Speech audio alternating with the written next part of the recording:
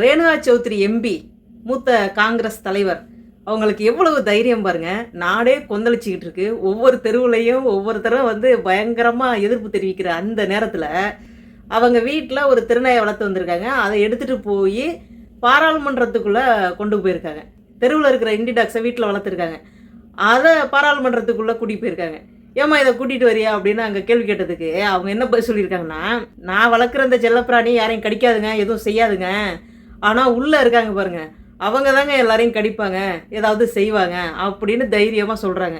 வெளியில் இதே போல் பேட்டி கொடுக்குறாங்க. அது என்ன பாவம் பண்ணுது, அது பாட்டுக்கு இருக்குது, அதை கண்டாலே இந்த கட்சிகளுக்கு பிடிக்க மாட்டேங்குது அப்படின்னு சொல்லி அவ்வளோ தைரியமாக ஒரு பெண் பேசுகிறாங்க. அப்படின்னா கண்டிப்பாக எல்லாருமே அதுக்கு லைக் போடணும், அவங்கள வாழ்த்தி ஒரு கமெண்ட் போடணுங்க. அதுக்காக தான் இந்த வீடியோவையே நான் போட்டிருக்கேன். எத்தனை பேர் இவங்களுக்காக சப்போர்ட் பண்ணுறவங்க, எத்தனை பேர் இவங்க வேணாம் அப்படின்னு நிராகரிக்க விரும்புகிறவங்க அப்படின்றத நான் பார்த்து தெரிஞ்சுக்கிட்டு அடுத்த வீடியோவில் இன்னும் கொஞ்சம் விளக்கமாக இவங்களை பற்றி பேசுவோம். நன்றிங்க.